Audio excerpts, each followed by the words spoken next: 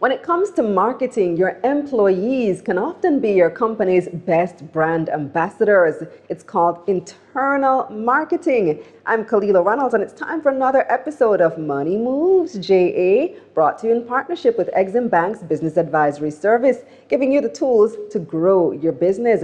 My guest today, who's going to tell us all about internal marketing, is Kerry-Ann Stimpson. She's a financial services marketer.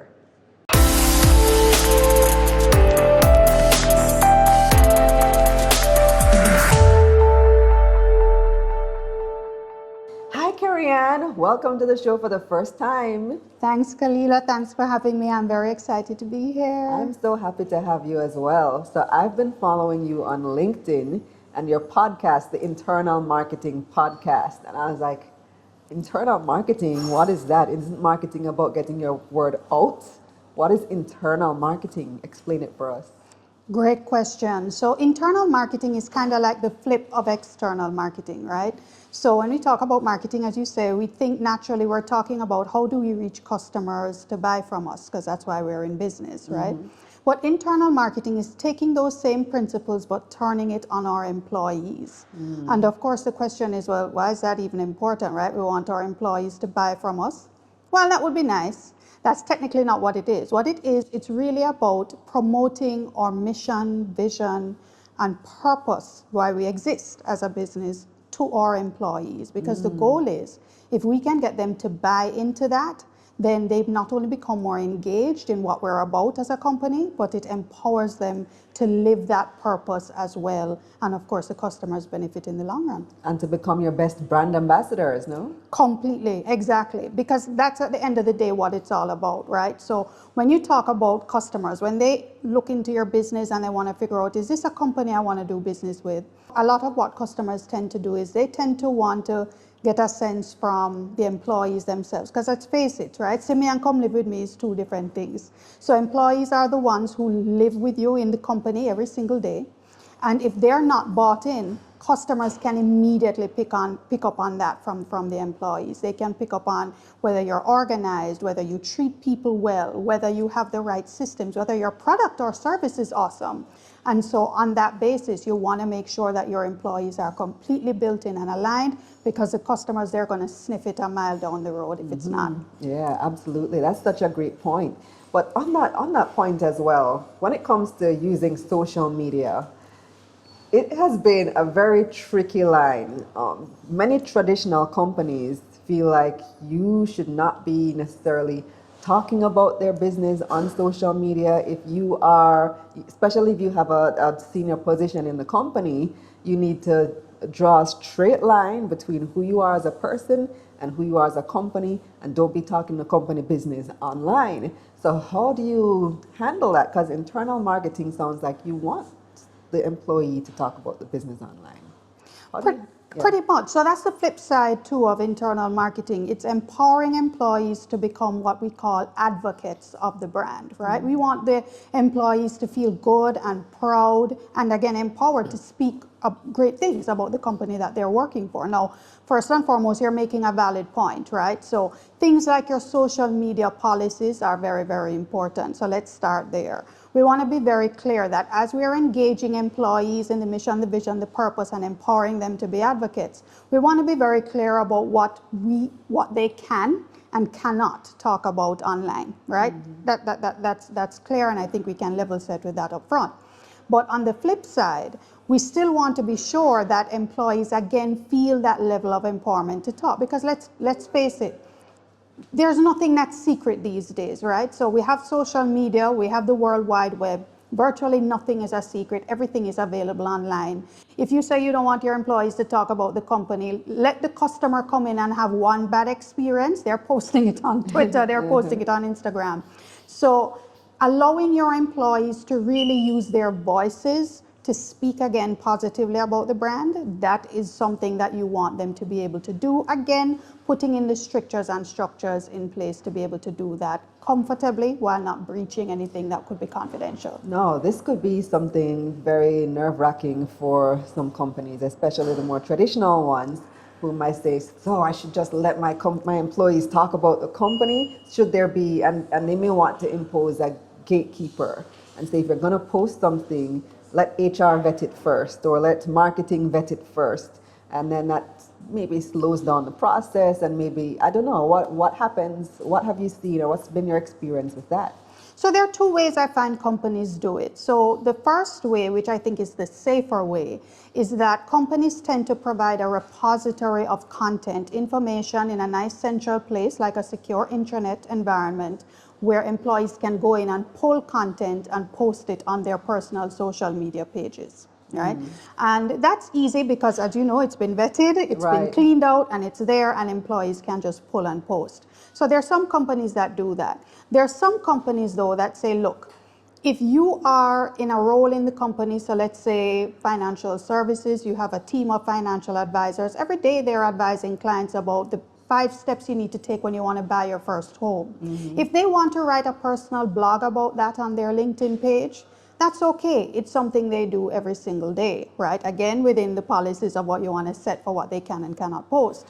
But you want them to be able to freely speak about what it is they do on a day-to-day basis sometimes, or lessons they would have learned, experiences they would have had with each other, with their customers. They can do that because they're doing that anyway, right? But the other thing which I found interesting is that you also want to encourage your employees to be themselves online, right?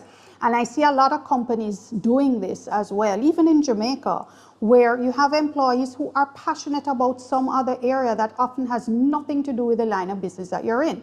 There are some employees who are maybe travel bloggers on the side. They may have a life coaching business on the side, or they're into photography, and they create their own Instagram pages to show their photography work. Or they have their travel blog on IG or on TikTok, and they're posting about that. And sometimes it has nothing to do with the company they work for.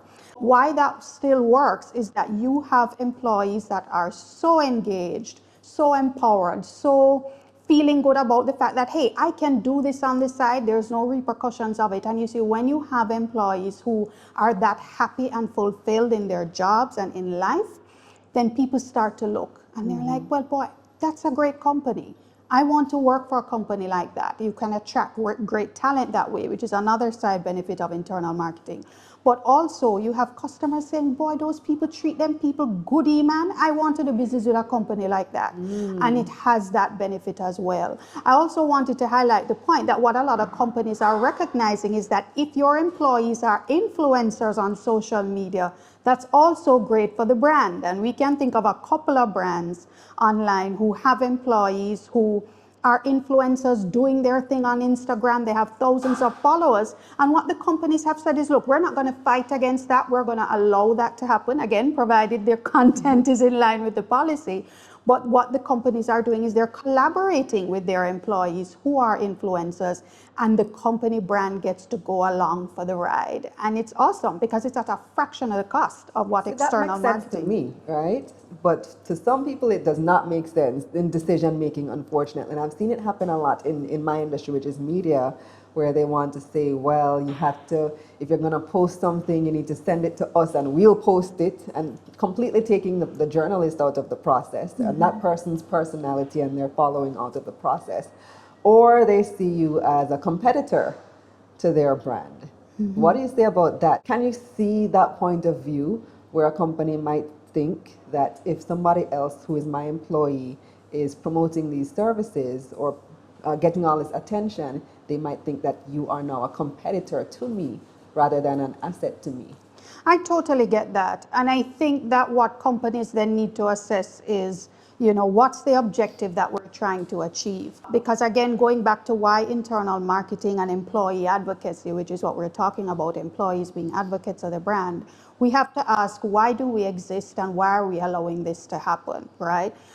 So if it is that ultimately you're trying to build your brand as a company and drive growth, if what this employee is doing, we can tangibly see that it's helping the brand. We can tangibly see where we're getting new business as a result of this employee's engagement online, then the company can make a decision that, hey, we're comfortable with this. And again, that's up to the organization. If they recognize that, you know what, maybe this is not really working out and they may have legitimate reasons why, then they can part ways. But ultimately, I think brands need to remember that It's about building the brand and driving growth. So if there is a way that we can leverage our employees in what they do to build our brand and drive growth through collaborating, through partnerships, then I think it can be a win-win. And we've seen examples, more so admittedly overseas, but even locally, where it can work for both parties. Give me some of those examples. What are some companies that you know that have done it successfully?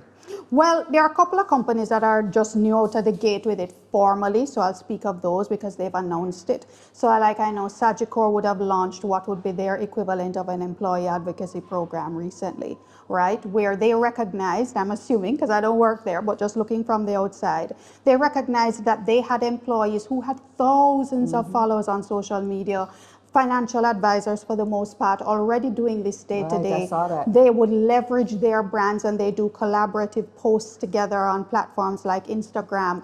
And again, the company brand gets to come along for the ride because Sagicor is awesome to be able to be empowering their employees to do this. Similarly, and with JMB, we had a similar program which we launched just over a year ago, where we said, look guys, if you are doing something, whether it be a travel blog or a life coaching business, or you want to talk about financial services, which is the core business of the company, do that and we will come along for the ride. As long as if you're open with sharing that you work for JMB, we'll permit that. And it's been powerful because you see more of the employees' faces coming out on social. The front line, the sales team will say they're getting more leads coming in because people are seeing them posting. And again, the company brand gets to come along for the ride at a fraction of the cost of what it would cost to pay for organic advertising. You can just work through your employees' networks. Do you compensate employees when you do that type of collaboration? Well, technically, no, we don't, because we see it as a quid pro quo, and so do they, right? They get to piggyback on the JMB brand as well. So they work with JMB. It's a powerful brand already. When they get to associate with that brand for whatever it is that they do, they get the exposure. Similarly, we provide training opportunities for them. That's another thing when you talk about empowerment. We have training sessions. We brought in Naomi Garrick to do a personal branding session by way of an example. They probably couldn't pay for that by themselves, but they get to benefit. So it's a quid pro quo, so there's no money changing hands, but the brand sees a benefit and so do the employees. Awesome. Thank you so much, Kerry-Ann. This has been very useful, very helpful. Business owners, take notes. Here's a recap of Kerry-Ann's key points. Internal marketing is promoting your company's vision, mission, and purpose to your employees so that they can feel a part of the business's brand. This will in turn form brand ambassadors who will champion the company in the right way to customers. Make sure your employees are treated fairly and everyone is in line with the company's vision. Customers can pick up if your organization is being run smoothly from how your employees behave. Be clear about what your employees can and cannot post online about the company. That's it for this episode of Money Moves JA, brought to you in partnership with EXIM Bank's Business Advisory Service, giving you the tools to grow your business. Visit their website at eximbankja.com and check out my website, KalilaReynolds.com, where you can read a summary of this episode.